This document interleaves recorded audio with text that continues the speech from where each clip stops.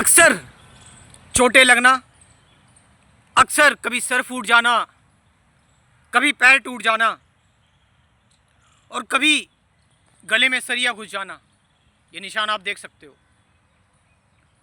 और कभी किसी क्लास में फेल हो जाना। मुझे याद है 8th क्लास में फेल हो गया था, मेरे सारे दोस्त पास हो गए थे, मैं अकेला बच्चा बचा था बस, खाली वो फेलियर था मैं 8th क्लास में। मैं सोचता था यार ये क्या हो रहा है मेरे साथ। कभी बड़ी बीमारी हो जाना, लाइक ट्यूबरक्लोसिस उस टाइम पर जब मैं छोटा था, कभी जॉइंटिस, और उस जॉइंटिस की वजह से पूरी बॉडी में दाने ही दाने हो जाना। हर बार कुछ ना कुछ होता रहा और ऐसा लगा कि जैसे अब डेथ आने ही वाली है। ऐसा लगता था कि हर मोमेंट की अब गए अब तो, और कुछ सही नहीं चल रहा था। जीवन एकदम, पेरेंट्स थे वो बार बार अपनी बातें कहना, वो गरीबी, वो एक्सपेक्टेशंस। जीवन को मैं समझना चाहता था कि जीवन है क्या। मैं कोई खोज करना चाहता था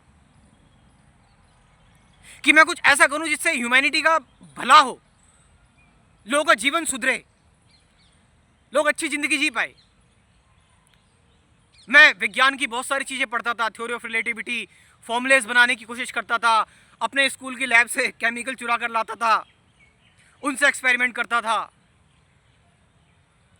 ये सारी चीजें मैं कर रहा था।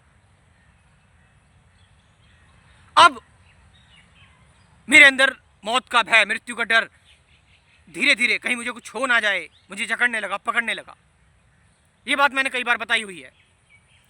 और मैं फिर खोजने लगा, खुद को जानने लगा, गया साइकेट्रिस्ट के पास, साइकोलॉजिस्ट के पास कि मैं ऐसा, मेरे साथ ऐसा क्यों हो रहा है, मैं कौन हूं। मंदिरों में गया, साधु संतों के साथ रहा, बहुत बड़े बड़े IITian बिजनेस पर्सन्स जो अपनी जॉब छोड़ के आए हुए थे और वो सन्यासी मंक बन चुके थे। मैंने उनसे कहा कि मैं भी मंक बनना चाहता हूँ, मैं भी साधु संत बनना चाहता हूँ। उन्होंने मेरी काउंसलिंग की, उन्होंने कहा कि अभी आपके लिए ठीक नहीं है, क्योंकि मैं GTV नगर से गवर्नमेंट जॉब की तैयारी कर रहा था, कोचिंग ले रहा था। मैंने लिया ही लिया था बस कोचिंग। तो वहाँ पर फिर मेरे को मेडिटेशन दे दी गई, मंत्र मेडिटेशन मैं करता रहा। उससे पहले मैंने विपासना मेडिटेशन भी की हुई थी, मैं कर रहा था। अचानक क्या हुआ कि उस कोचिंग में जो 8 महीने की थी, मैंने 4 महीने में ही उस कोचिंग को बीच में छोड़ दिया। मैंने कहा कि मैं कर क्या रहा हूं अपने जीवन के साथ। उसी बीच में मुझे किसी से प्यार हुआ, प्रेम हुआ, और बहुत गहरा, आप कह सकते हैं अटैचमेंट थी, प्रेम नहीं कह सकते, अटैचमेंट बहुत ज़्यादा हुई।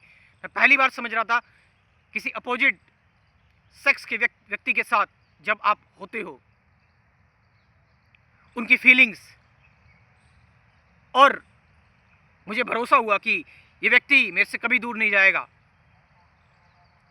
बट टाइम आया और समय आया, सच का साथ हमेशा दिया। उसकी माँ ने पूछा, क्या सच है ये कि आप मेरी बेटी से कि आप बहुत क्लोज हो, क्या आप उसके दोस्त हो या कुछ और भी है। मैं अकेला उसके घर पे गया था, मैंने झूठ नहीं बोला, मैंने बोला नहीं ऐसा नहीं है, हमारी दोस्ती अब प्यार में बदल चुकी है। उन्होंने जो है वो अपनी लड़की से कहा, या तो इस लड़की को छोड़ दे वरना मैं इस लड़की को मरवा दूंगी। मैंने कई लोगों से बात कर ली, मुझे फंसाने का पूरा प्लान हो चुका था। उस लड़की ने सोचा कि शायद यही रास्ता सही होगा, और उस लड़की ने कि जबरदस्ती दूसरी शादी करा दी गई। मैंने उस लड़की से कहा भी जाते टाइम कि मैं फाइनेंशियली एकदम लो हूँ, मेरी मेंटल हेल्थ ठीक नहीं है, मैं अपने प्रश्नों के उत्तर जानना चाहता हूँ, खोज रहा हूँ चीज़ों को, मुझे थोड़ा टाइम दो, मुझे थोड़ा समय दो, मैं कुछ करूँगा, कुछ बड़ा करूँगा, मैं लोगों की मदद करना चाहता हूँ। मैंने उन लोगों से भीख मांगी, प्यार की भीख मांगी। मैंने कहा कि अगर मैंने अपने अपोजिट पर्सन को कहा कि अगर मैं तुम्हारी जगह पर होता मैं तुम्हें कभी नहीं छोड़ता। अगर तुम मेरी कंडीशन देख रहे हो, तुम मुझे टाइम दो, कुछ ऐसा करो। बट उन्होंने साफ साफ बोल दिया कि नहीं, अब मेरे अंदर लड़ने की हिम्मत नहीं है, अब मुझे भी अपनी ज़िंदगी जीनी है। तो वो चीज़ भी चली गई। घर वालों का लगातार प्रेशर, ताने, करियर में दोस्त वगैरह सब अच्छा कर रहे थे, मैं अपने काम पर टिका हुआ था। जो मैंने यूट्यूब पर चैनल अपना ओपन किया उसी दौरान फिर, और मैंने ये चैनल ओपन किया, मैंने कहा कि मेरा पैशन यही है, मैं यही करना चाहता हूँ। बट कई बार एक महीने तक मैं वीडियो नहीं डालता था। एक वीडियो डाल दी, उसके बाद 1 महीने तक वीडियो डाली, प्रश्नों के उत्तर ही नहीं मिल रहे थे, क्लैरिटी नहीं थी कि मेरा पैशन तो है, लेकिन मैं डालूं क्यों, मैं करूं क्या। अंदर से था कि लोगों की मदद करनी है बस खाली। फिर धीरे धीरे उपनिषद, वेदास, स्क्रिप्चर्स पढ़े, समझे, और भी अलग अलग रिलीजन्स को थोड़ा समझा, जाना। ओशो, कृष्णमूर्ति, रमण महर्षि, विवेकानंद, और भी बहुत सारी चीज़ें करी। बुद्धा टेम्पल जाता था, बुद्धिज्म के बारे में जाना, और वहाँ पर घंटों मेडिटेशन करता रहता था। लोग मंदिर से भगा देते थे मेरे को कि इतनी देर तक क्यों बैठे हुए हो। और ये सब कुछ जो चलता रहा ना, ये मैं 10 साल का स्ट्रगल बता रहा हूँ आपको। इन 10 सालों ने, उस टाइम अंदर से तो था कि कुछ करना है, उस टाइम अंदर से था कि लोगों के जीवन को सुधारना है। कैसे सुधारना है, क्या होगा, ये सब नहीं पता था। और ये बात भी सच है, जब तक आप खुद ठीक नहीं हो तो आप दूसरों को भी ठीक नहीं कर सकते। मैं भी उस टाइम उलझा हुआ था। ये जो कॉन्फिडेंस आप मेरे अंदर अभी देख रहे हो कि मैं एक दिन में 3-3, 4-4 वीडियो बना देता हूँ, कोई स्क्रिप्ट नहीं लिखता, कोई कुछ नहीं, बस एफर्टलेस ही सब कुछ हो रहा है, चॉइसलेस तरीके से, नॉर्मली बस बह रहा हूँ। उस टाइम पर ऐसा नहीं था। उस टाइम पर एक वीडियो बनाने में मुझे 5-5 दिन लगते थे। मैं स्क्रिप्ट लिखता था, और एक वीडियो बनाने के बाद 1 महीने का गैप, 2 महीने का गैप, हिम्मत ही नहीं होती थी वीडियोस बनाने की। मगर मैंने कहा ना कि एक होता है जब आप रिपीट कर रहे होते कोई चीज़, प्रैक्टिस कर रहे होते हो, और एक चीज़ होता है जब आपको रियलाइजेशन होती है। मैंने सब कुछ करना छोड़कर बस आंख बंद करके बैठ गया एक दिन। मैंने कहा मैं कुछ नहीं कर रहा, ना कोई गीता, ना ओशो, ना कृष्णमूर्ति, ना बुद्धा, कोई तरीका नहीं, कोई एफर्ट नहीं, कोई मेथड नहीं। बस मैंने आंख बंद करी और बैठ गया एज इट इज़, शून्य होकर, बिल्कुल अपने आप को खाली करके। एक दिन बैठा, 2 दिन बैठा, बैठता गया, बैठता गया, बैठता गया, बैठता गया, रात में बैठा, सो गया, कब नींद आ गई पता ही नहीं लगा। चलता रहा कई सालों तक, और रियलाइज हुआ कि सेल्फ रियलाइजेशन का मतलब पता क्या है, कि देयर इज नो सेल्फ। ये सब मेरे सेल्फ ही तो था कि मैं ये करूंगा, मैं वो करूंगा, मेरा मेरा मेरा। जब मैं खत्म हुआ तो मैं हल्का हो गया, मैं लाइट हो गया।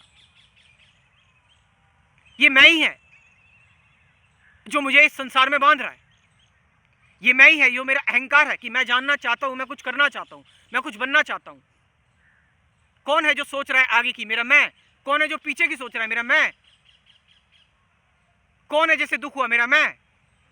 ये बहुत लिमिटेड है, और इस लिमिटेड नेट से मेरा मैं जब डिसॉल्व हुआ, जब मैं ध्यान में बैठा, मेडिटेशन में बैठा। कौन सी मेडिटेशन? एक ऐसी मेडिटेशन जिसमें आपको कुछ नहीं करना, क्योंकि ध्यान का एक्चुअल मतलब ही यही होता है कि आपको कुछ नहीं करना, जस्ट बी, जस्ट नथिंग। कोई एफर्ट नहीं, कोई चॉइस नहीं, कोई क्रिया नहीं, कोई प्रतिक्रिया नहीं, कोई विचारों को छेड़ना नहीं, देखना नहीं, जोड़ना नहीं, ध्यान नहीं देना, कुछ नहीं, जस्ट बी साइलेंट। और जब शांत हुआ तो सारी चीजें रिवेल होने लगी। जब आप शांत होते हो, जब आप कोई कोशिश नहीं करते, तो ब्रह्मांड आपसे बातें करता है, आपको अपनी स्टोरी बताता है, आपको अपनी कहानी बताता है कि वो कौन है। फिर धीरे धीरे राज खुलने लगे, इन प्रश्नों के उत्तर हटने लगे। गॉड कौन है, यूनिवर्स क्या है, सब कुछ मेडिटेशन में ही समझ आने लगा, जाने लगा सभी चीजों को। और उसके बाद फिर जो रफ्तार पकड़ी मैंने कहा कि मैंने जान लिया है लोग सबसे ज़्यादा किस चीज़ में उलझते हैं। लोग कंफ्यूज हैं, बहुत सारे तरीके लोग अपना रहे हैं, बहुत सारी, but self realization is very simple. हाँ, सिंपल रहना मुश्किल है। तुम बहुत सारे तरीके अपना रहे हो, बहुत सारी चीज़ें कर रहे हो, मैं कह रहा हूँ कुछ नहीं करना। जरूरी नहीं है कि आंख भी बंद कर लो, मैंने अभी आंख नहीं बंद करी हुई, मैं आंखें खोल के बोल रहा हूँ। कोई शब्द कुछ नहीं, अंदर से मैं दोहरा रहा हूँ, बस जो निकल रहे हैं वो निकल रहे हैं अंदर से अपनी आप। बस जो है सो है, कोई मूवमेंट नहीं, बस पूरी तरह से वर्तमान में, प्रेजेंट में। और जब आप प्रेजेंट से मूव ऑन नहीं होते ना, जब आप प्रेजेंट में ही रहते हैं, तो फिर आप प्रेजेंट को समझ जाते हो। और जैसे ही आपने प्रेजेंट को समझा, आप प्रेजेंट से बियॉन्ड चले गए, आप वर्तमान से बियॉन्ड चले गए। And there is nothing to know, nothing to find, nothing to seek, nothing to do. You are already truth. तुम ऑलरेडी सत्य हो ही। किसे ढूंढ रहे हो तुम? What you want to find. जो ढूंढ रहे हो वो खो जाएगा, लेकिन जो है ही ऑलरेडी, तुम उसे देखना है बस खाली।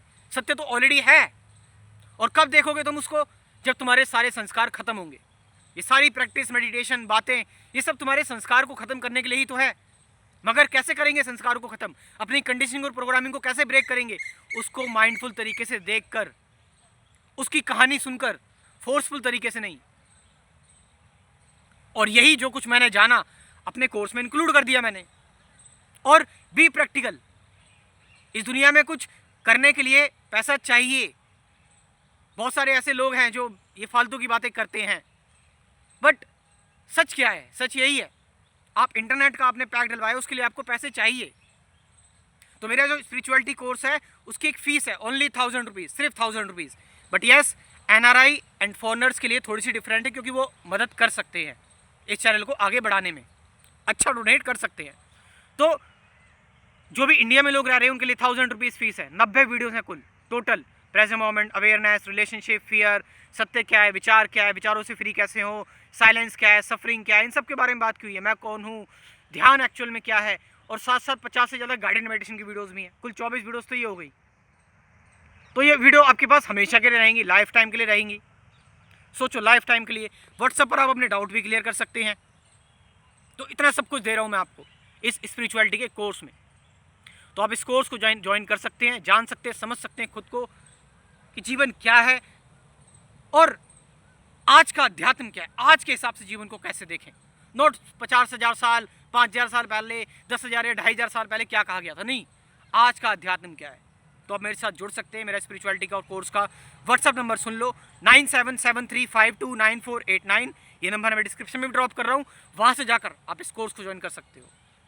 Thank you very much.